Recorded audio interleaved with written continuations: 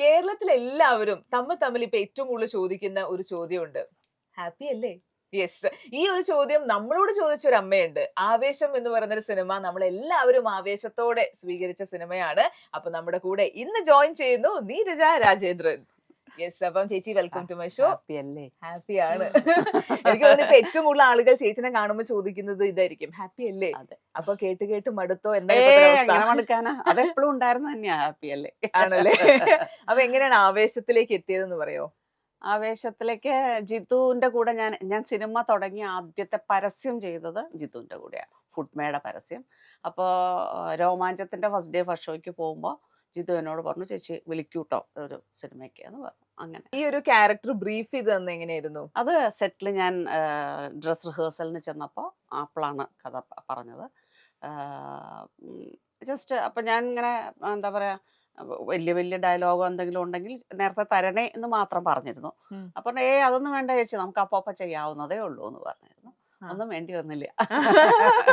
അപ്പൊ ശരിക്കും ഈ ഒരു സിനിമ കണ്ടിട്ട് എല്ലാവരും എനിക്ക് തോന്നുന്നു ഏറ്റവും റിലേറ്റ് ചെയ്തത് ആ ഒരു അമ്മ ക്യാരക്ടറാണ്. കാരണം നമുക്ക് എല്ലാവർക്കും എന്തുകൊണ്ടൊക്കെയോ നമുക്ക് നമ്മുടെ അമ്മമാരെയൊക്കെ മിസ് ചെയ്തു. എല്ലാവരും വീട്ടിൽ നിന്നൊക്കെ മാറി നിൽക്കുന്ന ആളുകൾക്കൊക്കെ ഏറ്റവും റിലേറ്റ് ചെയ്തിട്ടുണ്ടാകും. അപ്പോൾ കുറെ ഫീഡ്ബാക്ക് കിട്ടിയിട്ടുണ്ടാകും. എങ്കിലും ഇപ്പോഴും ഓർത്തിരിക്കുന്ന ഒരു ഫീഡ്ബാക്ക് ആരുടെ ആയിരിക്കും?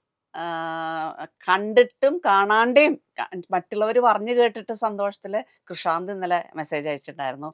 പുരുഷപ്രേതത്തിന്റെ ചേച്ചി എല്ലാരും പറയണു എനിക്ക് കാണാൻ പറ്റിയിട്ടില്ല ഇതുവരെ, ഷൂട്ടിന്റെ തിരക്കാണ് തിരുവനന്തപുരത്ത്, കാണൂട്ടോ ഉടനെ കണ്ടിട്ട് അറിയിക്കാം എന്ന് പറഞ്ഞു. അത് ഏറ്റവും.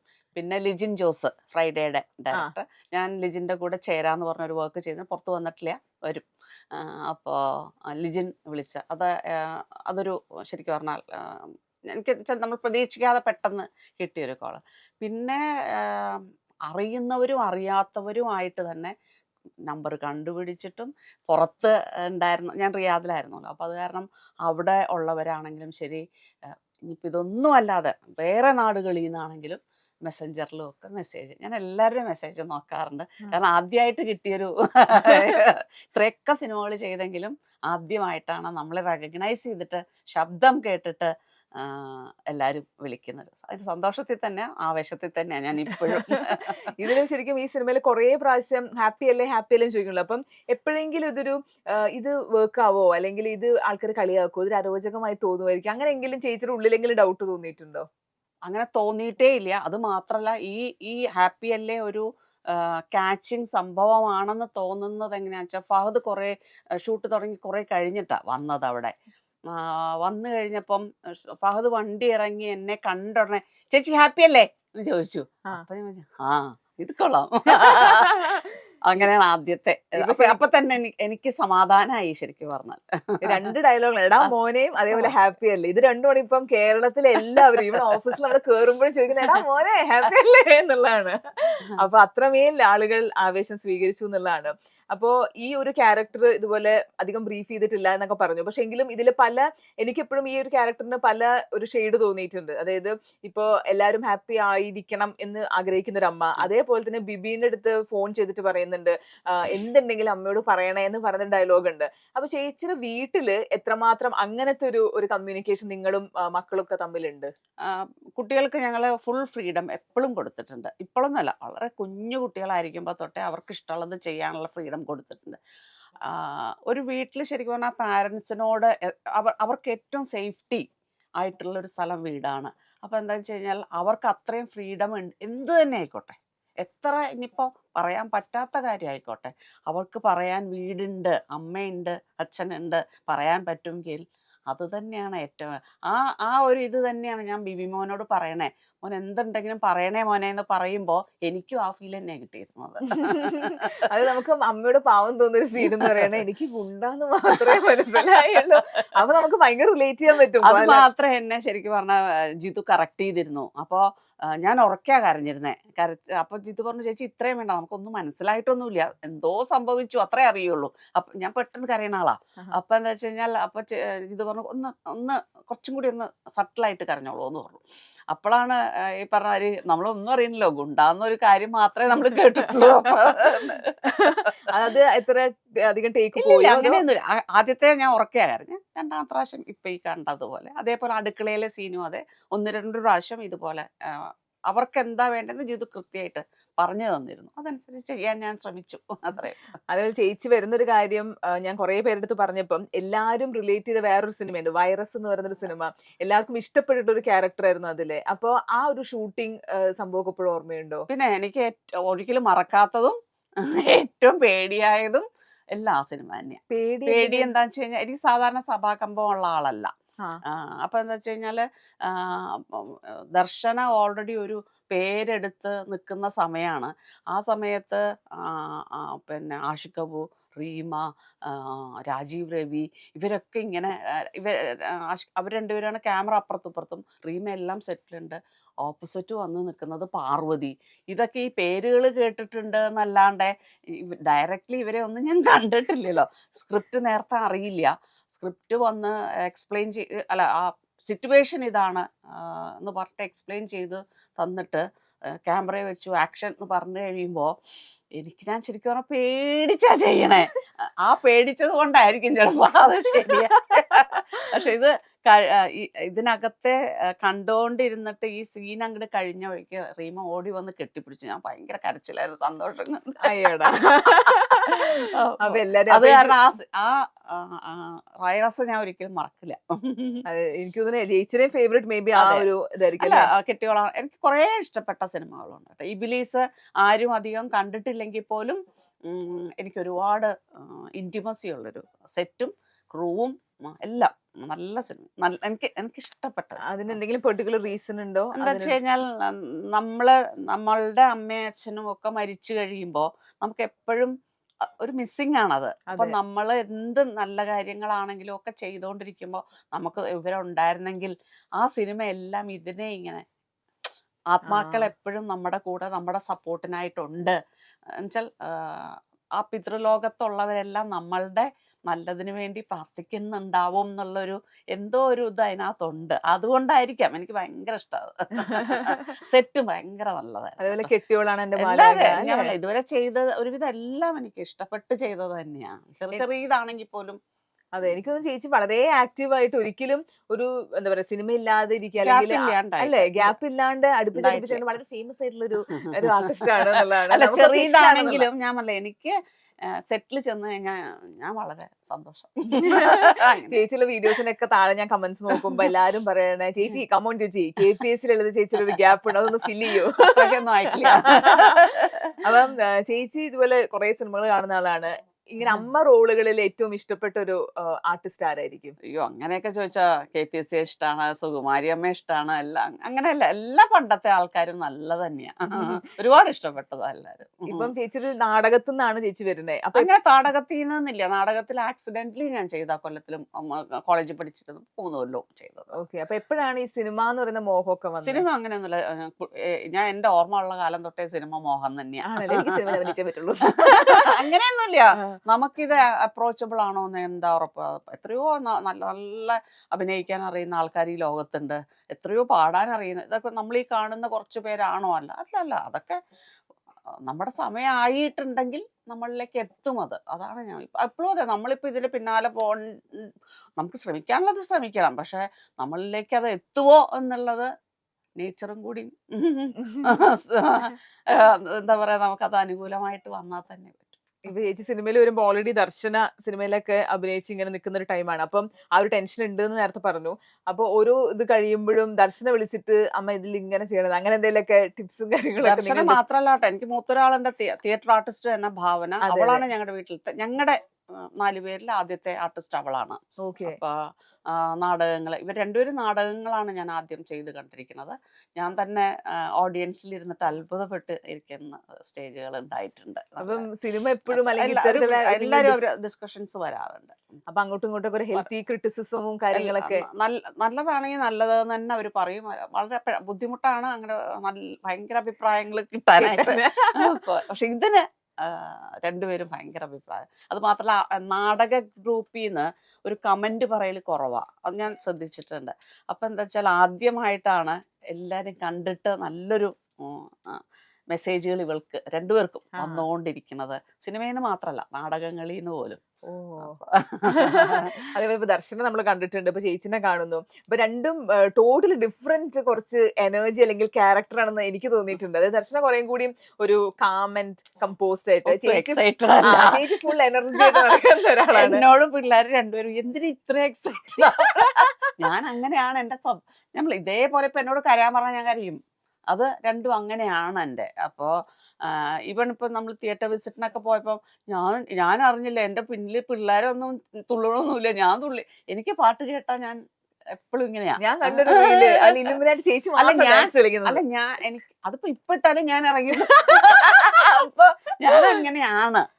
അപ്പൊ അത് എപ്പോഴും പാട്ട് ഡാൻസും പാട്ടും എനിക്ക് എപ്പോഴും ഭയങ്കര ഇഷ്ടമുള്ള ഒരു കാര്യമാണ്. എന്ന് വെച്ചാൽ അത് കേട്ടാൽ അറിയാതെ തന്നെ വരും. അത് ഞാൻ അറിഞ്ഞില്ല നമ്മുടെ പിള്ളേരൊന്നും കളിക്കുന്നില്ല എന്നുള്ളത് പിന്നെ ഈ വീഡിയോ വന്നപ്പോഴേ എനിക്കറിയുള്ളൂ. പക്ഷെ അതുകൊണ്ട് നമുക്ക് ഒരു മോശമില്ല, നമുക്കത് കാണുമ്പോ നമ്മൾക്കും ഒന്ന് നമ്മളെന്തെങ്കിലും ഇരിക്കണേ, നമുക്ക് നമ്മുടെ ലൈഫും എൻജോയ് ചെയ്യണം എന്നൊക്കെ തോന്നും. അല്ല, ഞാൻ അവിടെ സിനിമ ഫസ്റ്റ് ടൈം കണ്ടപ്പോഴും സെക്കൻഡ് ടൈം കണ്ടപ്പോഴും കണ്ടിറങ്ങുന്ന ലാസ്റ്റ് ഈ പാട്ടാണല്ലോ. അപ്പൊ ഞാൻ തുള്ളി തുള്ളി തന്നെയാ വന്നേ. ഇപ്പൊ പുറത്തിറങ്ങുമ്പോ എല്ലാവരും ചേച്ചിട്ട് ഓടി വന്ന് സംസാരിക്കും. അങ്ങനെ പെട്ടെന്നൊരു ഒരു ചേഞ്ച് തോന്നുന്നുണ്ടോ?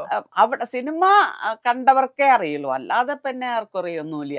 സിനിമ എല്ലാരും കണ്ടോണ്ടിരിക്കുകയാണ്. അത്രയും കണ്ടവർക്ക് എല്ലാരും ഈ പറഞ്ഞമാര് പണ്ടത്തെ പോലെയല്ല, കൂടുതലും ആൾക്കാർക്ക് തിരിച്ചറിയുന്നുണ്ട്. ഈ ക്യാരക്ടർ ഹാപ്പി അല്ലേ എന്ന് ചോദിക്കണ്ടല്ലോ. അപ്പം ചേച്ചിയുടെ ജീവിതത്തിൽ ചേച്ചിനെ ഹാപ്പി ആക്കി വെക്കുന്ന ഒരാള് ഉണ്ടെങ്കിൽ അതാരായിരിക്കും? കുട്ടികള്. അല്ലെ, ചേച്ചി ഹാപ്പി ആയിരിക്കണോണ്ട് പെട്ടെന്ന് ഡൗൺ ആവുമ്പം ശബ്ദത്തിൽ നിന്ന് മനസ്സിലാവും, മനസ്സിലാവും. ഭാവനയ്ക്ക് പ്രത്യേകിച്ചും സൗണ്ടിന്റെ മാറ്റം പെട്ടെന്ന് മനസ്സിലാവും. ചെറിയ ചെറിയ കാര്യങ്ങളിൽ വിഷമിക്കുന്ന ഒരാളാണോ അതോ?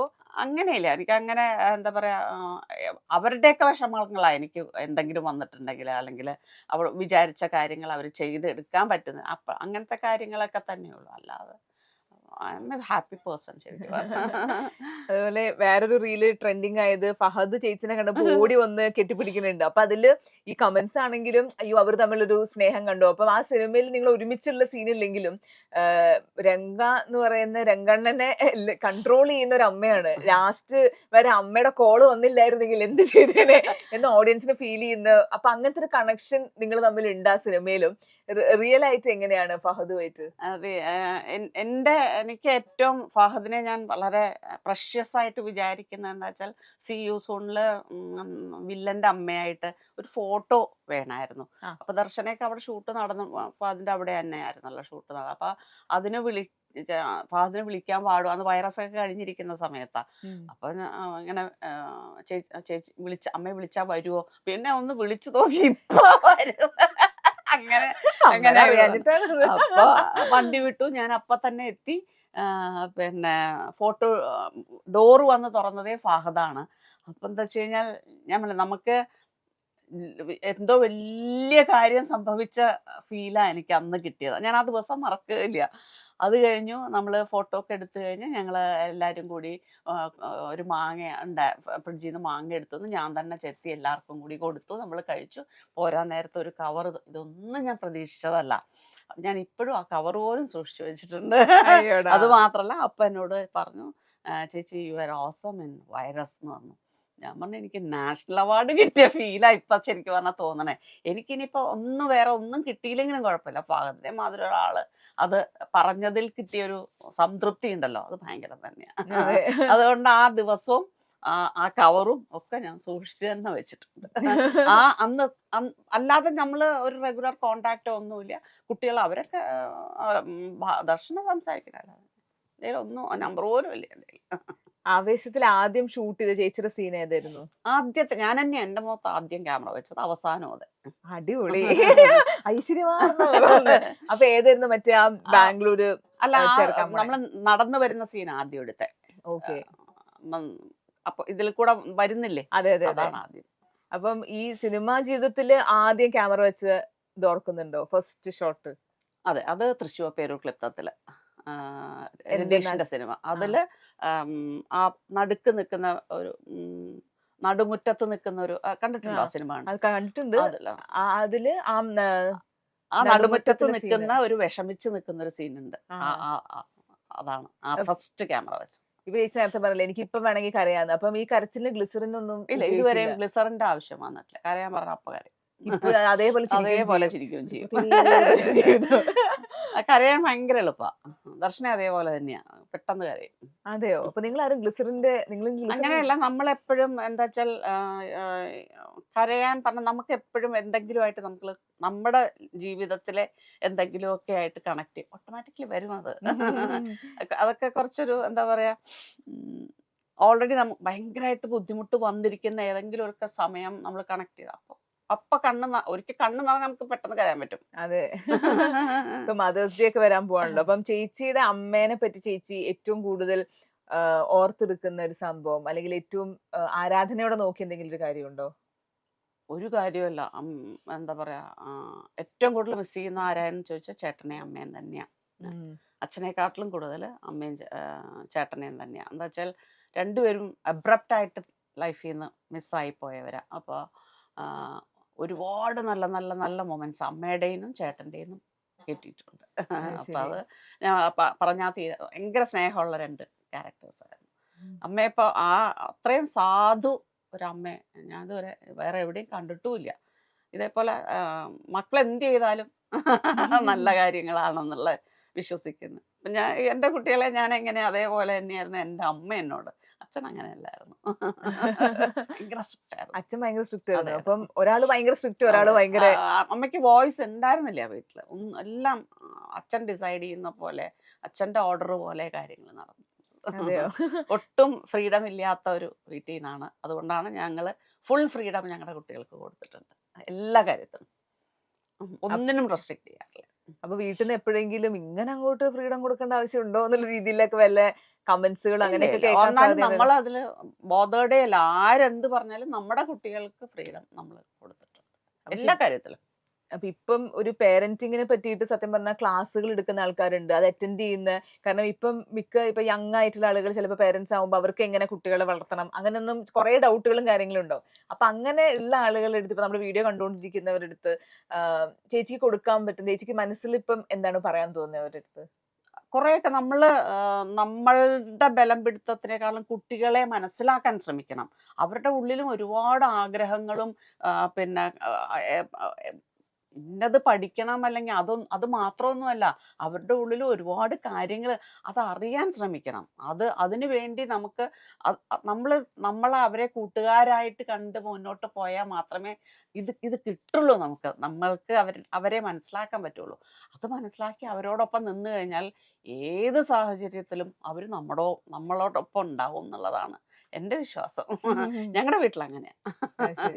ഇപ്പം ഇനി കുറെ ആഗ്രഹങ്ങൾ ഉണ്ടെന്ന് അറിയാം, എങ്കിൽ കൂടി ഒരുപാട് ആഗ്രഹമൊന്നുമില്ല എനിക്ക്. ഞാൻ പറയട്ടെ,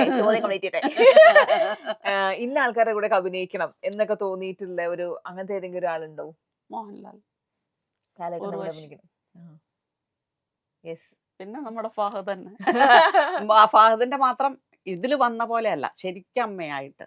അതെ, അത് മോഹൻ തന്നെ. അമ്മൂമ്മയോ ആരായാലും കുഴപ്പമില്ല. ഇനി കൂടുതൽ ഒരു ഗ്യാപ്പ് വന്നിട്ടില്ല ഇതുവരെ, അങ്ങനെ ടച്ചൂട്ട് അങ്ങനെ തന്നെ ആവട്ടെ. അപ്പൊ ഏതൊക്കെയാണ് പുതിയ പ്രൊജക്ടുകളും കാര്യങ്ങളൊക്കെ? അഭിലാഷം വരുന്നുണ്ട്, മെയിൽ റിലീസ് ഉണ്ടാവും തോന്നുന്നു. നല്ല ക്യാരക്ടറാ.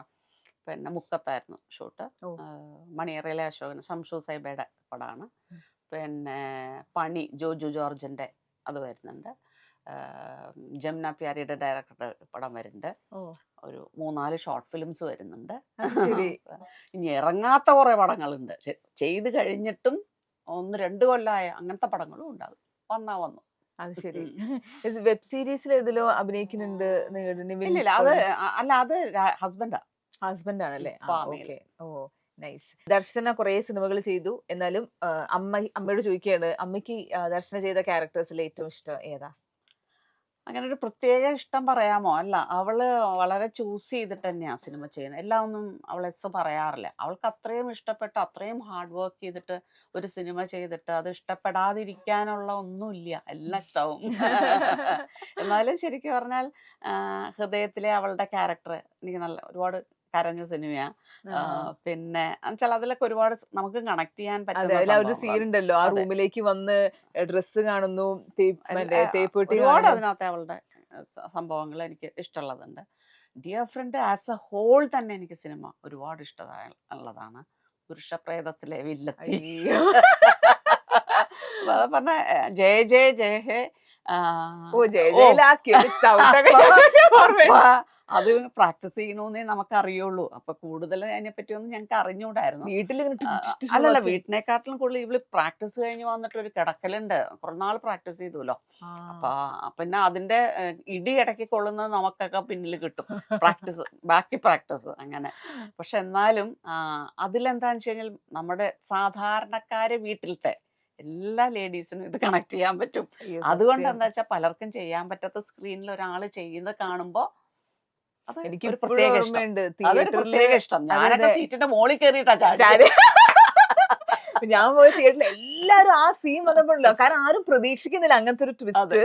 അപ്പൊ അതിനു വേണ്ടി ഈ പറഞ്ഞ പോലെ ക്ഷീണിച്ച് വന്ന് കിടന്നു എന്നൊക്കെ പറഞ്ഞപ്പോ നമുക്ക് അയ്യോ അത്രയും എഫേർട്ട് എടുത്ത് നല്ലോണം ചെയ്ത ഒരു എല്ലാം ഓരോ അതിപ്പോ ഇത് മാത്രല്ല ട്ടോ, ഓരോ സിനിമയ്ക്കും അവള് നല്ലോണം എഫേർട്ട് എടുത്തിട്ട് തന്നെയാണ് ചെയ്യുന്നത്. അതുകൊണ്ട് ആ എഫേർട്ട് ഒക്കെ കാണുന്നത് കൊണ്ട് അതെ. അമ്മയ്ക്ക് എല്ലാ അങ്ങനെ ക്യാരക്ടേഴ്സും എല്ലാം ചൂസ് ചെയ്യലും വളരെ സെലക്റ്റീവ് ആയിട്ട് ചൂസ് ചെയ്യാറ്. ഓക്കെ. അപ്പൊ എന്താണെങ്കിലും ഇനിയും ഇനിയും കൂടുതൽ ക്യാരക്ടേഴ്സ് കിട്ടാനും ഇതേപോലെ ഹിറ്റ് ഡയലോഗുകൾ അതെ. കേരളമെമ്പാടും ആളുകൾ പറയാനൊക്കെ അത് സാധിക്കട്ടെ. ഡയറക്ടേഴ്സ് എഴുതട്ടെ അങ്ങനെ. അതെ. അപ്പൊ നമ്മുടെ ഓഡിയൻസിനോട് ചോദിച്ചോളൂ, ഹാപ്പി അല്ലേ എന്ന്. എല്ലാരും ഹാപ്പി അല്ലേ? ഞാൻ ഹാപ്പിയാ. Thank you so much. Thank you so much.